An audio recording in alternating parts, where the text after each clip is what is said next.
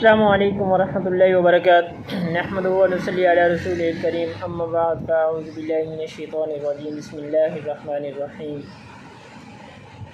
والعصر ان الانسان لفی خسر الا الذین آمنوا وعملوا الصالحات وتواصوا بالحق وتواصوا بالصبر، صدق اللہ العلی العظیم وصدق رسولہ النبی الکریم۔ میرے دوستو، قرآن پاک کی ایک چھوٹی سی صورت ہے جس کے اندر اللہ پاک نے فرمایا ہے والعصر، مجھے زمانے کی قسم ہے۔ محدثین اس کے دو معنی لیتے ہیں۔ عصر کے معنی دنیا بھی ہے اور عصر کے معنی اور بھی لیے گئے ہیں۔ اللہ پاک فرمایا مجھے پوری دنیا کی قسم ہے، اور محدثین کہتے ہیں وقت عصر کا بھی کہا گیا کہ عصر کے وقت کی قسم ہے۔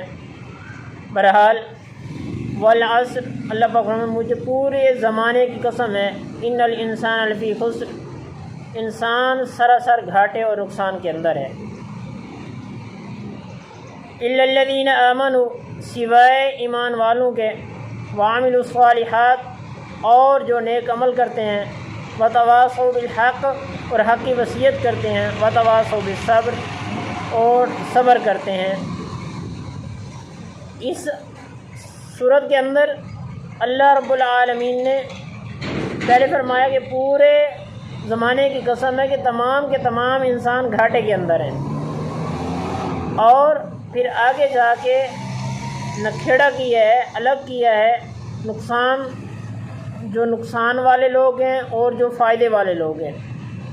4 پوائنٹ اللہ پاک نے فرمایا کہ جن کے اندر یہ 4 چیزیں ہیں وہ نقصان سے بچ گئے، اور جن کے اندر یہ 4 چیزیں نہیں ہیں وہ نقصان کے اندر جائے گئے۔ نمبر 1، وتواصوا بالحق الا الذین آمنوا، جو ایمان لے آئے، وعملوا الصالحات، جنہوں نے نیک عمل کیے، وتواصوا بالحق، اور حق کی وصیت کی، وتواصوا بالصبر، اور صبر کیا۔ جن کے اندر یہ 4 اعمال موجود ہیں وہ کامیاب ہے، اور جن کے اندر یہ 4 چیزیں نہیں ہیں وہ ناکام ہے۔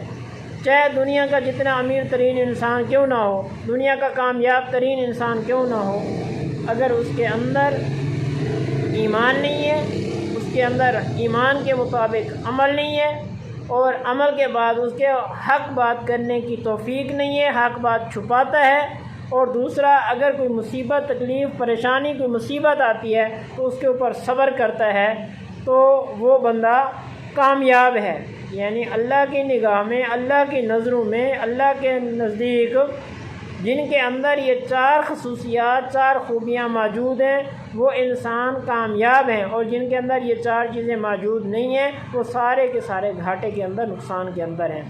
اللہ رب العالمین سے دعا ہے کہ اللہ تعالی ہمیں ان 4 چیزوں پہ عمل کرنے کی توفیق عطا فرمائے۔ واخر دعوانا ان الحمدللہ۔